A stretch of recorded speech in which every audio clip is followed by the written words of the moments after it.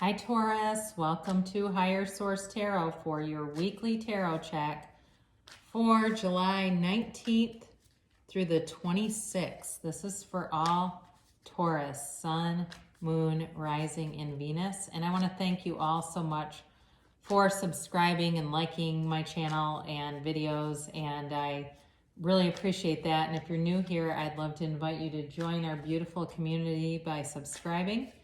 And if you want to be notified, you can tap that bell, but otherwise I'm on every week. So you can always come find me. So this is a weekly reading. I do a lot of different styles of reading. I am making a minor change in this. I'm going to stop calling it day by day because I feel like some people have gotten too attached to that, the human time frame that we use. And I'm also going to add these angel answers, oracle cards. I just love these, and I think it'd be a fun way to answer some of those more specific timeline and yes or no questions, all right?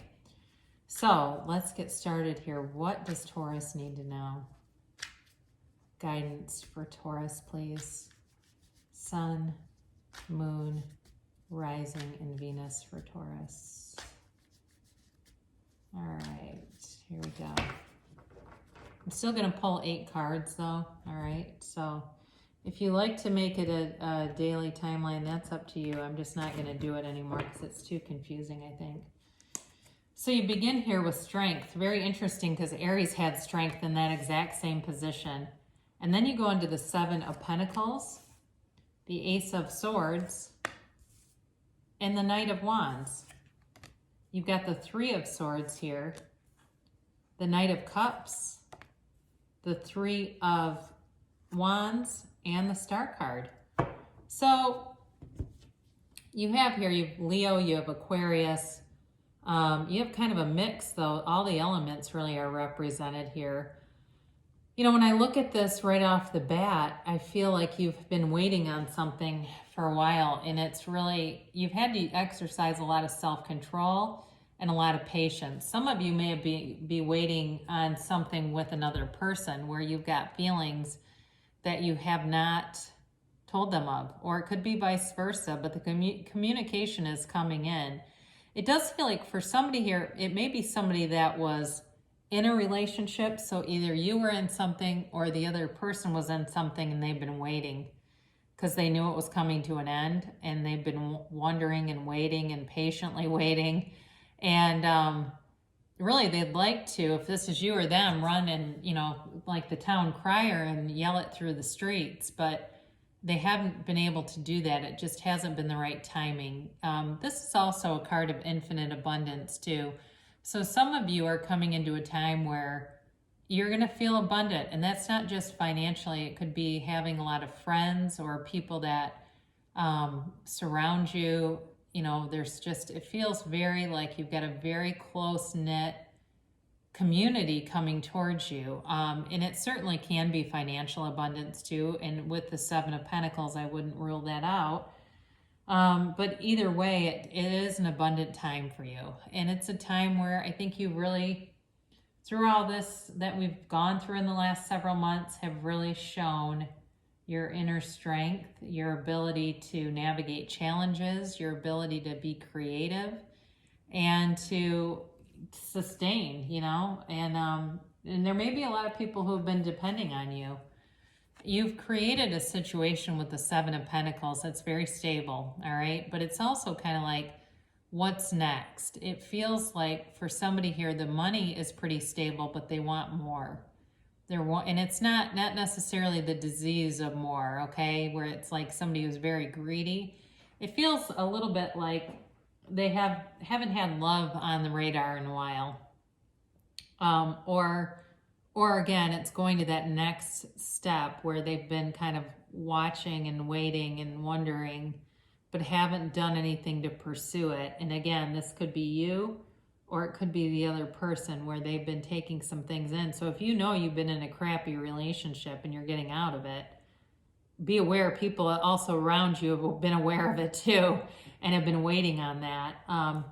You do have clarity of mind coming in with the Ace of Swords. So if there's been any, I guess, sort of confusion or lack of direction with it, that will be coming to an end. You know, with the Ace of Swords, it's definitely about, it can be about, you know, a new possibility starting up, but it's also definitely about, or a new goal, I guess. It's also about the truth, okay? So it's understanding the truth. It's bringing out the truth about somebody. And again, with that Strength card in the mix, I do wonder if it's more about somebody who has been repressing feelings, hiding feelings, and that communication comes out. They express themselves and they are able to be more open, especially too, because right after that, you've got the Knight of Wands. And the Knight of Wands is a passionate, fiery energy. The Knight of Wands comes rushing in and sweeps you off your feet, okay? If it's something at work, it can definitely be an offer that seems rather sudden. It can, too, be somebody who's a little bit ego-driven, okay? If it's work, it can be like that person who's, you know, kind of shows up late to meetings and kind of unreliable. But be aware of that. It could be an offer. It could be somebody that you get paired up with who's just not the most reliable worker either. So they, you know, they tend to run hot and then they kind of peter out. So this too can be a lot of communication, a lot of flirting, things like that, but it's not as much of, there's not as much staying power with that energy. So some of you with this Three of Swords have had to learn some painful lessons, but there's acceptance here, okay? There's heartbreak, yes, but there's acceptance and understanding and wisdom that comes from this. So it's not just a card of betrayal. It is a card that has betrayal, but is connected to recovery. And some of you are much wiser for the wear. Some of you may be that person that people like to go to for advice because they see what you've been through. They see how you've handled it, and they respect you an awful lot for that. And I just got that for somebody. There's some wisdom here that you can't necessarily gain by watching other people. I wish it was that easy, right? If I'd learned from other people, I'd save myself a trip. But it just, sometimes we have to do it on our own. And there was definitely pain here. Now again, you do have this daydreamy kind of energy with the Knight of Cups. And this is a big offer. It's somebody who's serious about you, but they've definitely been visualizing, they've been watching, they've been waiting, and you know, they're smitten for sure. They've definitely got eyes for you, and they're, you know, I do feel like they want to be prudent with the timing. Unlike the Knight of Wands, the Knight of Cups is definitely more careful energy. It's more about not rushing in and really rocking the boat or making things become unstable. You know, this is somebody who wants to run the distance, but again, they tend to be a bit of a dreamer. So this could also be somebody who's trying to manifest something and they're thinking about it a lot without much action behind it. So you also have another 3 in here with the 3 of Wands. And this also is a card about waiting, but it's very relaxed, okay? This is not somebody who's waiting with anxiety. So if you feel you've been waiting for somebody to return, they're coming back. And really the guidance is to relax. Find other things to do, especially if you are somebody who wants a reconciliation. Go work on yourself. Get to the gym. If the gym's not open, get in-home workouts. Start doing them. Go running. If you don't run, start. You know, do something to improve on yourself physically, also mentally and spiritually. Meditate, quiet your mind, completely release all thoughts, and they'll return. But the more that you are focused on their return, the more it will stay away. I do feel like for somebody here, somebody wants to return. And so with this 3 of Wands energy, it's telling you there's success and progress here, but you just have to kind of relax, lean into your own self-care, lean into your own self-improvement, and you have it again. Okay, I do feel that's the guidance that you're being given for those of you that have reconciliation on the mind and on the heart. You've got the Star card, okay, and this is wish fulfillment. It's also, even though it's Aquarius, It's a very watery energy, a very emotional energy behind this card.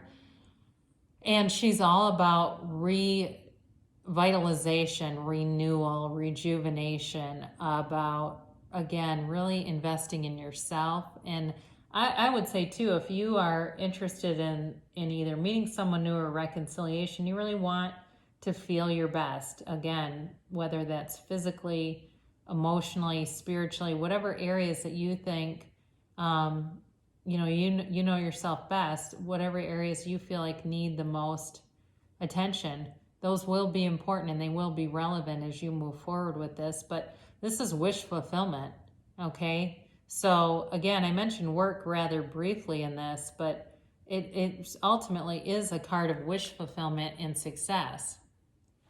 So let's take a look at these Angel Oracle cards, and these are a lot of fun.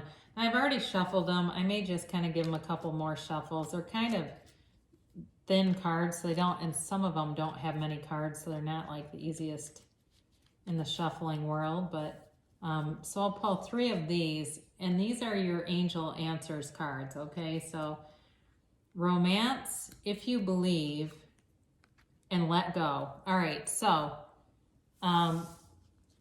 you know, with romance here, we'll start with that one. It really is about being open to the whole concept. You know, I mentioned the Knight of Wands comes in and kind of sweeps you off your feet, allowing that to happen, letting go, you know, wanting that as part of your highest good. Now, with the if you believe, this is telling you to have total faith, okay? And actually, this one also, these are by Radley Valentine, and he's written actually a few books about the law of attraction, and these cards are also tied to the law of attraction. So if you believe, what you believe, you receive, okay? So if you have limiting beliefs in any area of what you're trying to pull in, it won't come to you. And then let go is all about letting go of that outcome. So once you ask, it's ask, believe, receive. Once you ask, you have to let go of the outcome, because sometimes what happens, people will get very focused on how it's going to happen and not why they want it. So the best way to shift that is to start asking, why do I want this? Why do I want this to occur? And really get into the feeling of having it, okay? Really feel like what that would feel like. Well, why do I want it? Because I know I would feel happy. I'd feel loved. I'd feel, you know, successful, whatever that is. And then let go, and then let the universe bring it in. So we've got the next card that we'll pull. This is just another guidance. It's not quite the yes or no, but it is kind of a timeline for you. So I'm just gently shuffling these a little bit. And the time on this is within the next few months, okay? So, again, you know, it's giving you a time. It might not be tomorrow necessarily, but it is within the next few months. There's one that's within the next year. So be glad you got that one. And again, I just give it a couple of shuffles. And let's see here. All right. All right, now this says no. So what this card is really telling you is if it's not meant for you, it won't come in if it's not for your highest good. Whatever this is that you're asking about must be for your highest good in order for it to manifest. So really evaluate that. Is this for my highest good, or should I become more general with what I'm asking? Because it does say within the next few months you'll get an answer, but it definitely has to be aligned with your higher purpose. And if it's anything that would hurt anyone else, which I don't think most of you would be asking for that, if it's anything that would hurt anyone else, then the answer would always be no to that. But if it's something that's aligned with your highest good, maybe it's not going to happen right now, but within the next few months, it very well possibly could. So that's what the Angel Oracles have to say. This is sort of like the 8-ball of the Oracle cards. It's just kind of a fun little addition. So I do see good things, though, coming in the energy field here for you, Taurus. It looks very promising. You've definitely got positive things coming ahead. And I love you so much, and I'll be back again soon.